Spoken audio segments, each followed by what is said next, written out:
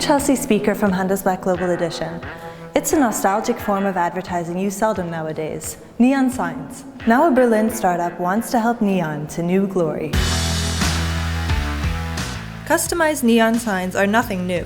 Artists and industry have been using them for decades. Sygns decided to create an online platform for custom-made neon signs and make them available for every household. Neon is a super trend. I think it's a general shift from a customer perspective into this whole slow thinking movement. So if I want to spend money, I want to know that my money is going to good use. We have a network of neon glass blowers that specifically make this installation for you. It's unique, it's yours, and then customers are willing to place more money on that. Neon signs themselves are kind of an old-fashioned thing. So how do you guys want to turn this back into a trend? The application of neon is new in the sense that putting it into your home as an art piece. The process for ordering an individualized sign is easy. After a base price of 80 euros, each letter costs 35 euros. On the website, you can see right away what it will look like, and they also offer an installation service. That's good. We both studied economics. We didn't really know at the time that we were going to be so handy. E-commerce really is about the experience. It's all about leveraging technology to make it a more personalized experience. And so you can be very innovative and still sell traditional products. Hi Thomas. Ah, hello. Sygns works with professional neon glass blowers. Let's start. Ready to go, let's start.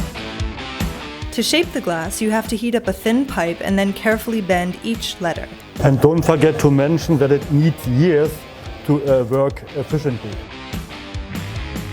I'm a glass blower since I'm 16. It needs a lot of experience and a lot of practice.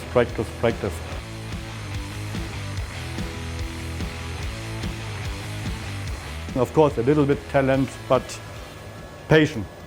Sygns customers are artists, companies, and design enthusiasts who appreciate exclusive home decor. We always get a lot of inside jokes that we can never really understand. We got biblical verses. The most popular colors are white and a bold pink. The most popular word, it would possibly be love. Do you think I can give this a go? Of course, you can have a try. It feels warm. This is very difficult. It's very difficult to keep it even. Okay, bend and blow. For the first one, it's not so bad. Not bad at all. Some years ago, IKEA used to be the biggest art seller in Germany, kind of, because everybody bought the Golden Gate Bridge close to the checkout. Now you will have a lot of startups selling more high-quality prints, posters, etc. Sygns is in a segment which is a little bit above that. It's kind of a niche, so this would also be my doubt as an investor if they can really scale.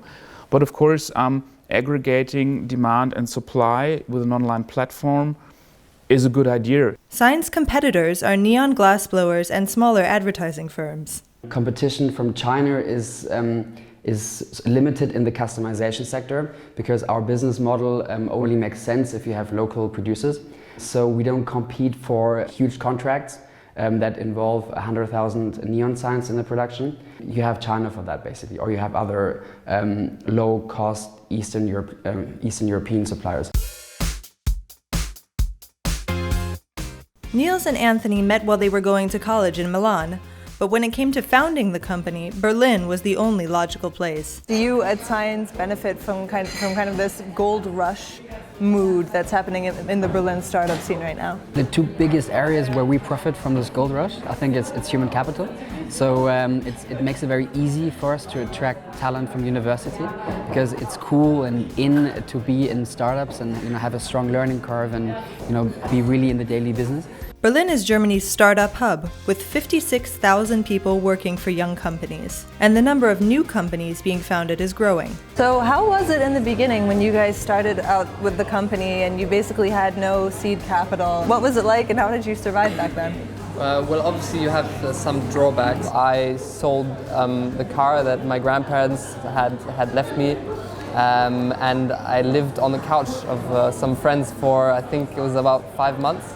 If it's a niche market, it might not be relevant that you get a lot of funding because you can have a decent part of the market, and that's fine. But if you're speaking to investors, they will always do the calculation, how big will your company grow when they can exit the company, and is this between investment and de-investment, is the interest rate high enough so that it makes sense for them to consider an investment?